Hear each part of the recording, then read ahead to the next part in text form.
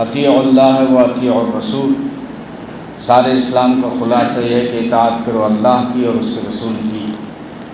وہ اگر تمہیں کہہ دیں کہ حرم میں ایک نماز کا ثواب 1,00,000 کے برابر ہے تو حرم میں نماز پڑھو، وہ اگر کہہ دیں کہ 8 ذی الحجہ کو حرم چھوڑ دو تو حرم چھوڑنا عبادت ہے، اگر وہ کہیں کہ خون بہاؤ تو خون بہانا عبادت ہے، اگر وہ کہیں کہ چونٹی کو بھی تکلیف نہ دو تو چونٹی کو تکلیف نہ دینا بھی عبادت ہے۔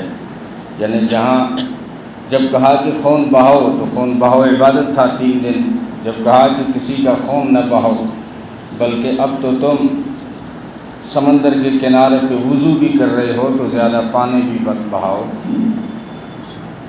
یعنی ساری عبادت کا خلاصہ اور سارے دین اسلام کا خلاصہ یہ نکلتا ہے کہ جس وقت اللہ اور اس کے رسول جو حکم دے دیں اس کو مان لینا، یہ اسلام۔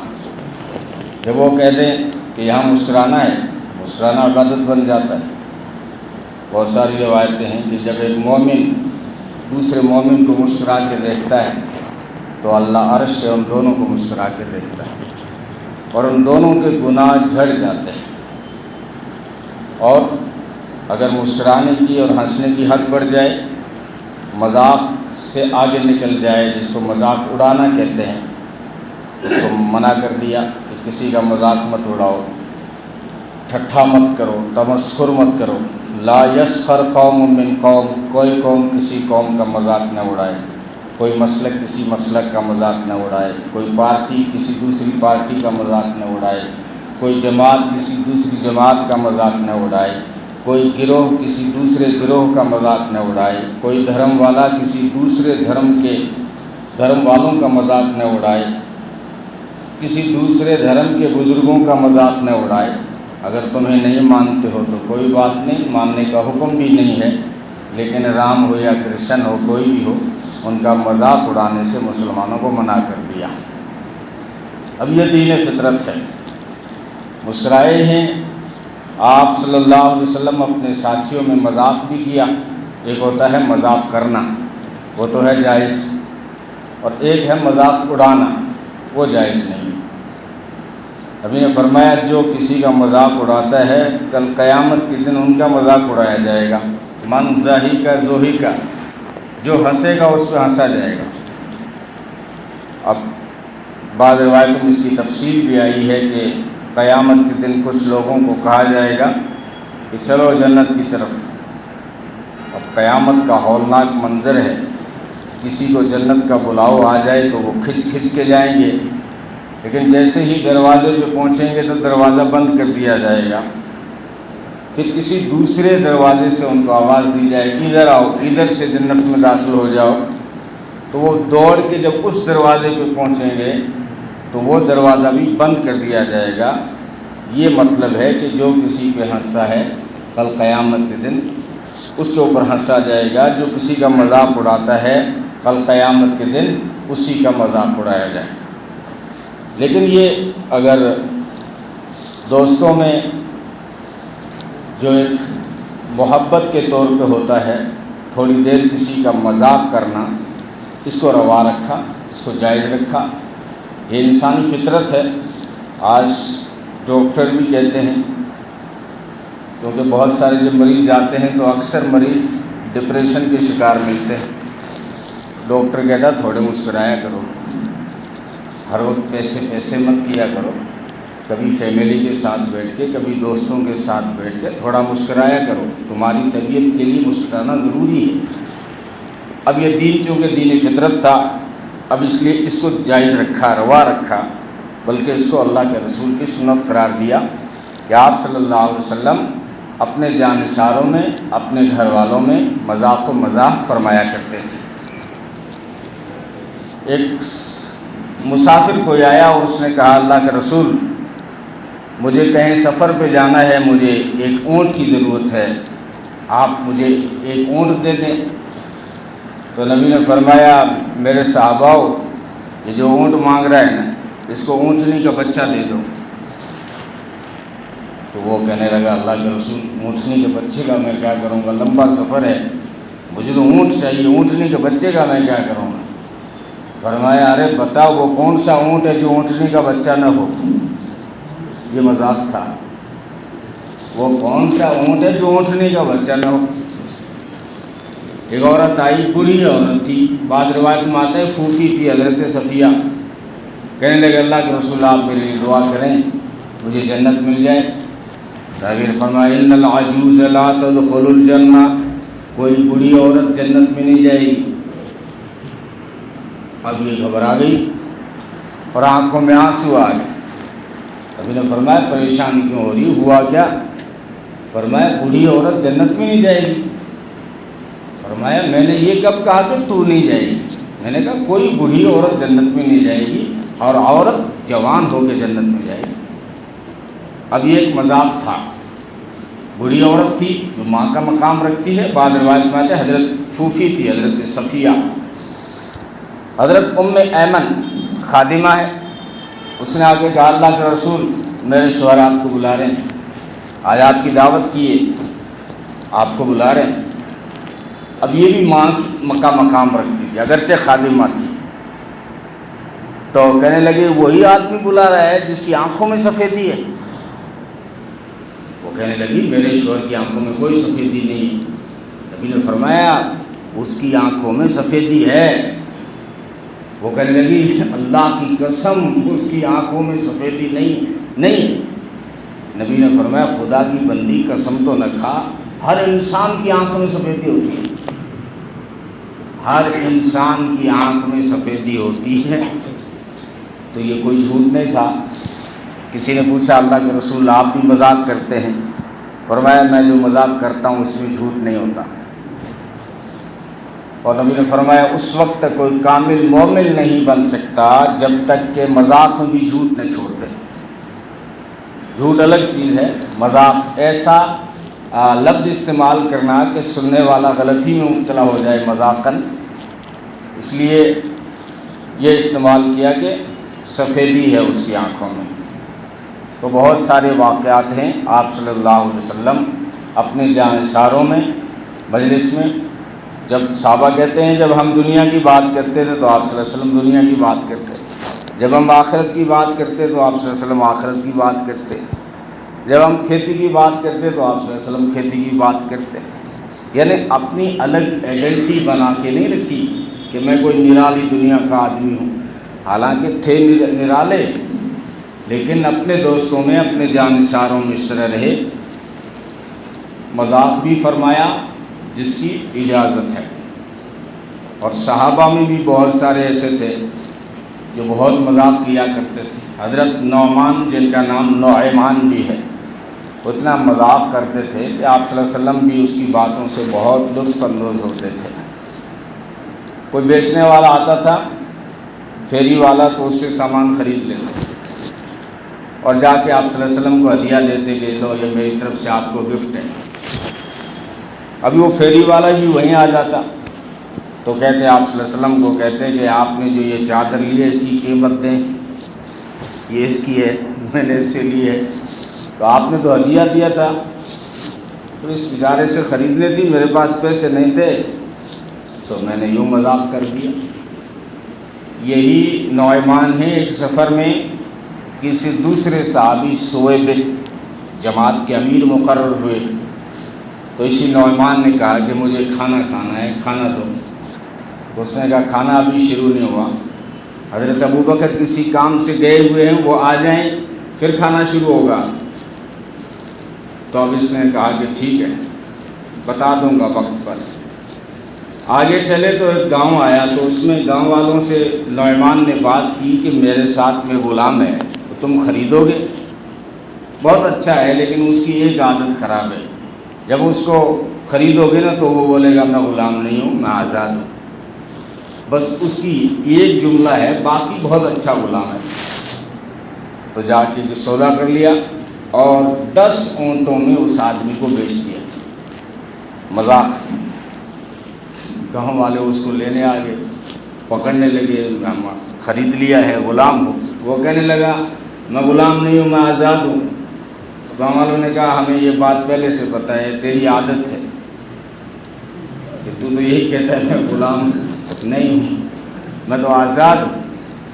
اور پھر حضرت ابوبکر نے آ کے چھڑایا کہ واقعتاً یہ قریشی ہے، کوئی غلام نہیں ہے، یہ آزاد ہے۔ تو کہا کہ پھر نوجوان سے پوچھا تم نے ایسا کیوں کیا؟ بولا ان سے کھانا مانگا تھا، کھانا نہیں دیا، میں نے ان کو پورا بیچ ہی دیا۔ تو یہ دوستوں میں مذاق ہوتا ہے، اس کی اجازت ہے، لیکن ایسا مذاق جس سے کسی کو تکلیف ہو یا کسی کو حقیر سمجھا جائے اس کی اجازت نہیں۔ کسی انسان کو حقیر سمجھا جائے یا اس کی بے عزتی مقصد ہو یا پھر ایسی ہنسی جس سے دل پہ غفلت طاری ہو جائے، قساوت قلبی جس کو کہتے ہیں، دل سخت ہو جاتا ہے، دل غافل ہو جاتا ہے۔ زیادہ ہنسنے سے، ڈاکٹر نے آدھی بات بتائی تھی نا، ہنسنے سے دل خوش ہوتا ہے، خوش رہا کرو، نبی نے پوری بات بتا دی، فرمایا زیادہ ہنسو گے تو دل مردہ ہو جائے گا۔ ہر وقت جب کپل شرما شو مت دیکھتے رہنا، تو ہنس ہنس کے تمہارے دل پہ غفلت طاری ہو جائے گی، دل میں ایسی سختی طاری ہو جائے گی کہ جو ہے کسی عمل کے لیے پھر دل تیار نہیں ہوگا، پھر دل نماز کے لیے تیار نہیں ہوگا، پھر دل قرآن کی تلاوت کے لیے تیار نہیں ہوگا، جس کو قساوت قلبی کہتے ہیں۔ تو حدود تک ہو تو یہ اپنے گھروں میں اور اپنے دوستوں میں بہت سارے واقعات ہیں۔ نبی پاک صلی اللہ علیہ وسلم عصر کی نماز کے وقت ساری بیویوں کے پاس جاتے تھے، کسی چیز کی ضرورت ہو تو پتہ کرو، کسی کے یہاں اناج ہے یا نہیں ہے، کسی کے یہاں سالن کا کیا انتظام ہے۔ تو ایک معمول تھا، عصر کے بعد سب کو سنبھالتے تھے۔ تو حضرت زینب کے گھر جب جاتے، زینب بنت جہش، جیسے ہی آپ صلی اللہ علیہ وسلم حضرت زینب کے گھر جاتے تو حضرت زینب شہد دے دیتی چاٹنے کے لیے، ورنہ سب کے پاس برابر کا ٹائم دیتے تھے، زیادہ نہیں رکتے تھے، لیکن حضرت زینب آتے ہی وہ شہد پکڑوا دیتی تھی، تو اس کے چاٹنے میں تھوڑا ٹائم لگ جاتا تھا۔ تو دوسری بیویوں نے محسوس کیا کہ عصر کے بعد زینب کے یہاں بہت ٹائم لگا رہے ہیں، کیا بات ہے۔ پتہ یہ چلا کہ عصر کے بعد زینب جو ہے وہ شہد دے دیتی ہیں اور اس کے چاٹنے میں دیر ہو جاتی ہے۔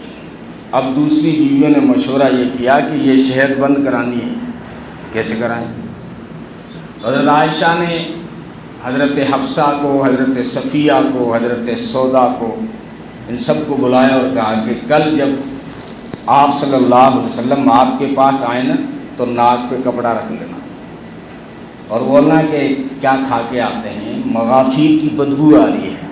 مغافیر ایک ارنی کا گوند آتا ہے بدبودار، کہ اس کی بدبو آ رہی ہے، آپ کیا کھا کے آتے ہیں؟ تو جب حضرت صفیہ کے پاس پہنچے تو صفیہ نے ناک پہ کپڑا رکھ لیا کہ اللہ کے رسول آپ کیا کھا کے آتے ہیں، آپ کے منہ سے مغافیر کی بدبو آ رہی ہے۔ تو نبی نے فرمایا میں نے تو شہد کھایا ہے۔ اچھا شہد کھایا ہے تو ہو سکتا ہے پھر وہ شہد کی مکھی نے مغافیر چوسا ہوگا۔ پھر اگلے گھر گئے حضرت سودا کے یہاں، تو حضرت سودا نے بھی یہی کھا اور ناک پہ کپڑا رکھ لیا، کیا کھا کے آتے ہیں آپ، مغافیر کی بدبو آ رہی ہے۔ حفصہ عمر کی بیٹی ہے، ان کے گھر گئے، وہاں پہ بھی یہی منظر، انہوں نے بھی ناک پہ کپڑا رکھ لیا اور کہا اللہ کے رسول آپ کیا کھا کے آتے ہیں، بدبو آ رہی ہے مغافیر کی۔ فرمایا میں تو شہد کھا کے آتا ہوں۔ فرمایا شہد کھا کے آتے ہیں تو ہو سکتا ہے کہ شہد کی مکھی مغافیر چوستی ہوگی پھر شہد بناتی ہوگی، ہے بدبودار شہد۔ تو نبی نے کہہ دیا کہ آج کے بعد میں شہد نہیں کھاؤں گا، لیکن حفصہ یہ راز کی بات ہے، کسی کو بتانا مت، اگر زینب کو پتہ چلا تو ان کو تکلیف ہوگی۔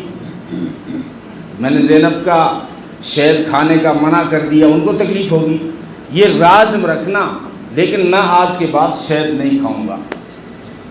آپ صلی اللہ علیہ وسلم چلے گئے، یہ سوکھنوں کے محبت کے معاملات تھے۔ حضرت حفصہ نے جا کے حضرت عائشہ کو بتا دیا کہ اپنی اسکیم کامیاب ہو گئی۔ آپ صلی اللہ علیہ وسلم نے اعلان کر دیا کہ آج کے بعد میں شہد نہیں کھاؤں گا۔ دوسرے دن عصر کی نماز کے بعد حضرت زینب کے گھر گئے، حضرت زینب نے معمول کے مطابق شہد پیش کیا تو نبی نے فرمایا کہ میں شہد نہیں کھاتا۔ اب حضرت زینب نے کہیں سے باتیں سن لی، کہا کہ ابو بکر کی بیٹی عائشہ نے شہد حرام ہی قرار دیا، حرام ہی کرا دیا۔ اللہ نے یہ راز کھولا سورہ تحریم کے اندر، فرمایا میرے محبوب یا ایھا النبی، آپ اس چیز کو کس سے حرام کر دیں گے جس کو اللہ نے حلال کیا ہے؟ آپ کو اپنی بیویوں کی مرضی چاہیے یا اللہ کی مرضی چاہیے؟ اس انداز میں اپنے محبوب کو کہا تو یہ راز کھل گیا، اور کہا کہ اللہ نے یہ بھی بتا دیا کہ تو نے میرے محبوب جس بیوی کو کہا تھا کہ راز مت کھولنا، اس نے راز بھی کھول دیا۔ اب نبی نے حضرت حفصہ سے کہا، اتنا ہی کہا کہ تو نے راز کھول دیا، تو کہا کہ کیا عائشہ نے بتایا؟ یعنی اور راز کھل گیا کہ اور کون کون ہیں۔ تو یہ مذاق ہوتا ہے، حضرت دونوں طرف سے مذاق ہوئے ہیں۔ حضرت سودا کے گھر ہیں اور حضرت عائشہ حلوہ بنا کے لے کے آ گئی۔ اب حضرت سودا کو پسند نہیں آیا کہ باری میرے گھر میں جلوہ افروز ہیں، میں کھلا دیتی، لیکن یہ حلوہ بنا کے کیوں لائی؟ تو حضرت عائشہ نے فرمایا تو بھی کھا لے تھوڑا ہے سودا، بولا میں تو نہیں کھاتی تیرا حلوہ، یہ شوقنوں کے معاملات میں تو نہیں کھاتی۔ تو کہا نہیں کھاؤں گی تو چہرے پہ مل لوں گی، تھوڑا سا حلوہ لے کے چہرے پہ مل لیا۔ اب حضرت سودا نے نبی کو دکھایا کہ عائشہ نے میرے منہ پہ حلوہ لگا دیا۔ نبی نے فرمایا عدلے کا بدلہ جائز ہے، جتنا لگایا اتنا تو بھی لگا سکتی ہے۔ تو یہ ساری محبت کی باتیں ہوتی ہیں، لیکن جب حقیقت کی بات آئی تو اسی حضرت عائشہ نے حضرت زینب کے بارے میں کہا کہ خدا کی قسم میں نے زینب سے بہتر کوئی عورت نہیں دیکھی، نہ حسن و جمال میں نہ سیرت کے کمال میں۔ ان کا حسن و جمال بھی بے مثال تھا تو سیرت بھی با کمال تھا، پر وہ بہت صدقہ کرنے والی تھی، بہت اللہ سے ڈرنے والی تھی، بہت صلہ رحمی کرنے والی تھی، اللہ کے قرب حاصل کرنے کے کاموں میں اپنے آپ کو کھپا دیتی تھی۔ ہاں ان کو غصہ تو آتا تھا لیکن بہت جلدی رفع ہو جاتا تھا۔ یہ کس کے بارے میں کہہ رہی ہے؟ اسی زینب کے بارے میں جس کے شہد پہ اتنا سارا واقعہ ہوا، لیکن حقیقت مذاق الگ ہے، حقیقت الگ ہے۔ اسی حضرت عائشہ پہ جب الزام لگایا منافقوں نے تو اسی حضرت زینب نے صفائی دی اور کہا کہ اللہ کی قسم لوگ جھوٹے ہیں، عائشہ بڑی پاکیزہ عورت ہے، بھولی بالی ضرور ہے، لیکن جرم عائشہ یہ کر ہی نہیں سکتی، عائشہ بڑی پاک ہے۔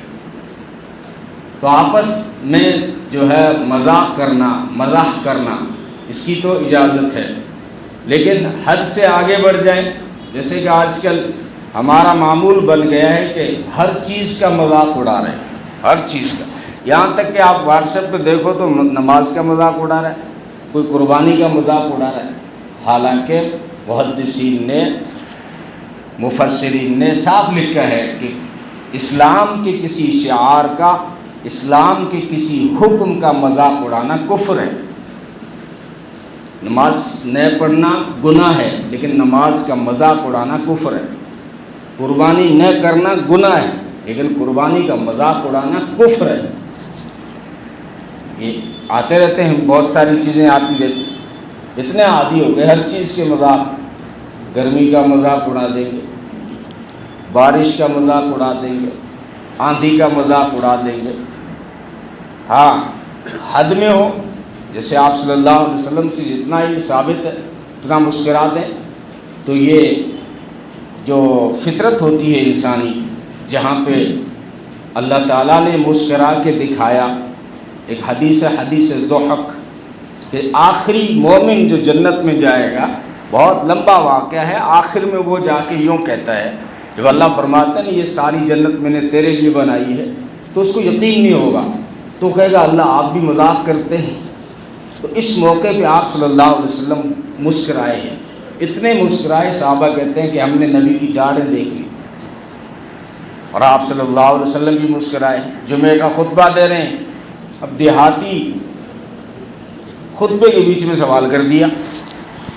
اب یہ دیہاتی جو آتے تھے، صحابہ کہتے ہیں ہم انتظار کرتے تھے کہ کوئی دیہاتی آئے اور سوال کرے، اس کی برکت سے ہمیں کوئی علم مل جائے، ہمیں کوئی نئی بات مل جائے، کیونکہ ہر ایک کی ہمت نہیں ہوتی کہ ہر وقت اللہ کے رسول سے جو سوال کر دیں، ایک ادب بھی ہوتا ہے۔ لیکن دیہات میں تو تھوڑا شہر سے ہٹ کے ہوتا ہے۔ دیہاتوں میں وہ قرآن نے کہا ہے نا، لا یسخر قوم من قوم، کوئی قوم کسی قوم کا مذاق نہ اڑائے۔ بڑی تعجب کی بات ہے، قوم کے اندر سارے مرد عورتیں سب آ گئی، پھر بھی اسپیشل قرآن نے الگ کہا ولا نساء من نساء، کوئی عورت کسی عورت کا مذاق نہ اڑائے۔ الگ کیوں کہا؟ جب قوم میں عورت آ گئی تھی، اس لیے کہ عورتوں میں یہ عادت زیادہ ہوتی ہے طعن و تشنیع کی، عیب نکالنے کی، وہ کسی کو نہیں بخشتی۔ دیہاتوں میں یہ جملے سننے کو مل جاتے ہیں۔ اگر پڑوسن کی بکری بھی آ گئی نا، اب سارا پڑوسن کو سنائے گی، لیکن مخاطب بنائے گی بکری کو، جھگڑا بھی آگے بھی نہ بڑھے۔ تھن تھوڑی کری، میں تو بکری نے کہی، اب بکری آ گئی، بکری بیچاری کو کوئی پتہ نہیں ہوتا تمہاری آپس میں بنتی ہے نہیں بنتی، وہ تو جانور ہے، وہ غلطی سے آ جاتی ہے۔ اب سنانا تو ہے پڑوسن کو، آگی کان اٹھا کے تیرا دھنی مرے تنے پانی کون پلاوے کے، اب یہ دھنی مرے ان کو سنا رہی ہے پڑوسیوں کو، اور ٹارگیٹ بکری کو بنایا ہوا ہے۔ تو یہ عادت عورتوں میں زیادہ ہوتی ہے، اس لیے الگ سے ان کے لیے آیت آئی۔ نبی نے معراج کے واپسی کے موقع پہ یہی کہا تھا، عورتوں میں نے دوزخ میں تم کو زیادہ دیکھا ہے، لیکن یہ ترغیب کے لیے تھا۔ اور محدثین فرماتے ہیں وہ ہر جگہ زیادہ ہیں، تم تانا مت دو کہ دوزخ میں زیادہ ہیں، وہ تو جنت میں بھی زیادہ ہیں۔ عورتیں جنت میں بھی زیادہ ہیں، دنیا میں بھی زیادہ ہیں، دوزخ میں بھی زیادہ ہیں، تو ان کی تعداد ہی زیادہ ہے۔ کسی نے مذاق میں کہا کم وقت مرتی ہی نہیں جلدی سے، اس لیے زیادہ ہے۔ اور آج کل یہ جو کریم پاؤڈر اتنے نکلے ہیں کہ کسی نے کہا کہ موت کا فرشتہ کنفیوز ہو جاتا ہے۔ یہ سب مذاق ہے، لیکن حقیقت اللہ، کیونکہ مرد جہاد میں جاتے تھے، شہید ہو جاتے تھے، ایکسیڈنٹوں میں بہت سارے چلے جاتے ہیں، تو اللہ کی حکمتیں ہیں۔ لیکن دنیا میں جب آپ گنتی کرو گے تو بچے اور عورتیں زیادہ ملتے ہیں، تو یہ مطلب نہیں ہے کہ اتنی منحوس ہے کہ دوزخ میں زیادہ ہے، تعداد کی وجہ سے دوزخ میں زیادہ ہے۔ لیکن نبی پاک صلی اللہ علیہ وسلم نے تنبیہ کے طور پر فرمایا، عورتوں میں نے تم کو دوزخ میں زیادہ دیکھا ہے۔ تو ایک عورت نے پوچھا اللہ کے رسول اس کی وجہ کیا ہے؟ تاکہ ہم ان وجوہات پہ قابو پا لیں اور جہنم سے بچ جائیں۔ تو اس موقع پہ جو باتیں فرمائی تھیں اس میں طعن و تشنیع، تمہارے اندر لعن طعن کی عادت بہت تھی۔ اپنے بیٹے کو جس کو دعاؤں سے مانگا تھا، رو رہی تھی اللہ اولاد دے دے، لیکن جب اولاد آ جاتی ہے اور معمولی سے اگر اس نے یوں ہاتھ بھی مار دیا تو سیدھا مریلیا تیری قبر کھودوں۔ کس کو کہہ رہی ہے؟ اپنے بیٹے کو جس کو مانگا تھا دعاؤں میں، اس کو کہہ رہی ہے مریلیا تیری قبر کھودوں۔ یہ کتنی سنگین بد دعا ہے۔ بعض مرتبہ بد دعا کا جملہ نکالتی ہے اور خود رو رہی ہوتی ہے، بعد میں ان کی قبولیت جھڑی ہوتی ہے، اور پھر دعا بھی ماں کی ہو اور قبولیت کا وقت ہو تو قبول ہو جاتی ہے، اور پھر خود کو ہی رونا پڑتا ہے زندگی بھر۔ تو بہرحال ولا نساء من نساء، کوئی جو ہے کسی کا مذاق نہ اڑائے۔ یعنی ایک تو ہے مذاق کرنا، وہ تو ہے جائز، لیکن مذاق اڑانا، ٹھٹھا کرنا، اس سے جو ہے منع کر دیا۔ اور آپ صلی اللہ علیہ وسلم نے کیا بھی، صحابہ نے کیا بھی، کہاں مسکرانا یہ دکھایا بھی۔ میں کہہ رہا تھا نا وہ دیہاتی خطبہ دے رہے جمعے کا، اور دیہاتی کھڑا ہو گیا، اللہ کے رسول آپ دعا کریں، بارش نہیں ہو رہی، آپ دعا کریں۔ اب خطبہ دے رہے تھے، نماز کے بعد کہتے تھے، نماز سے پہلے کہتے تھے، لیکن دیہاتی کا انداز بیچ میں کھڑا ہو گیا، اللہ کے رسول دعا کریں، بارش نہیں ہو رہی کئی دنوں سے۔ اب خطبہ دے رہے تھے، نبی نے وہی ہاتھ اٹھا دیے، الہ العالمین کرم فرما دے۔ حالانکہ موسم بھی نہیں تھا باہر، اور آج کی زبان میں کہوں تو مانسون بھی نہیں تھا، بادل بھی نہیں تھا آسمانوں میں۔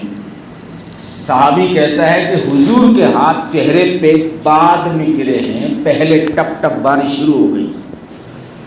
یہ نبی کا معجزہ تھا، خدا نے سیکنڈوں سے بھی کم وقتوں میں بادلوں کو بلا کے مدینے پہ برسانا شروع کر دیا۔ اور پھر نبی کی دعا تھی اور جمعے کی قبولیت کی گھڑی تھی، تو وہ بادل ایسے برسے کہ ہفتہ گزر گیا، بارش بند نہیں ہوئی۔ یعنی جمعے کو اسٹارٹ ہو گئی، پورا جمعہ، پھر وہ رات سنیچر اتوار کو چلتی رہی، سوموار منگل بدھ جمعرات کو چلتی رہی، جمعے کی رات جمعے کا دن آ گیا، وہی جمعے کے خطبے کا وقت آ گیا، باہر بارش چل رہی ہے، وہی دیہاتی کھڑا ہو گیا خطبے کے دوران ہی، اللہ کے رسول اب تو بارے جانوروں کے بھر گئے، کیچڑ ہی کیچڑ ہو گیا، اناج بھیگ گئے، جو ہے آپ تو اب بند کرنے کی دعا کریں۔ اس موقع پہ نبی مسکرا دیے، فرمایا تو نے ہی تو دعا کرائی تھی بارش کی، اب بند کرانے کے لیے تو ہی کھڑا ہو گیا، لیکن بارش رحمت ہے، بند نہیں کرایا۔ فرمایا اللہم ہوا علینا ولا علینا، اللہ ہم پہ مت برسا، مدینے کے اطراف اور اکناف میں برسا۔ حضرت انس کہتے ہیں جو اس حدیث کے راوی، وہ کہتے ہیں یوں لگا جب ہم نے اوپر دیکھا، چھپر کی مسجد تھی، باہر نکل کے دیکھا تو مدینے کے اوپر سے گول دائرہ بن گیا، مدینے کے اوپر تو بادل ہٹ گئے تھے لیکن مدینے کے چاروں سمتوں میں بارش ہو رہی تھی۔ یہ نبی پاک صلی اللہ علیہ وسلم کا معجزہ ہے، لیکن نبی اس موقع پہ مسکرائے، تو جہاں وہ مسکرا دیں مسکرانا بھی چاہیے، ہر وقت چہرہ بنا کے بیٹھنا جس سے انسان ڈپریشن میں چلا جائے، اس کو بھی پسند نہیں کیا، اور بہت زیادہ ہر وقت ٹھٹھے کرتے رہنا، مذاق اڑاتے رہنا جس سے کسی کو تکلیف ہو یا کسی کی حقارت ہو رہی ہو یا دل جو ہے سخت ہو رہا ہو، غفلت طاری ہو رہی ہو، تو اس کے ہنسنے سے منع کر دیا۔ تو اسلام راہ اعتدال کا نام ہے، دین فطرت کا نام ہے، جو چیز جہاں ہونی چاہیے اسی جگہ پہ رکھی ہے۔ اللہ تعالیٰ ہم سب کو عمل کی توفیق عطا فرمائے۔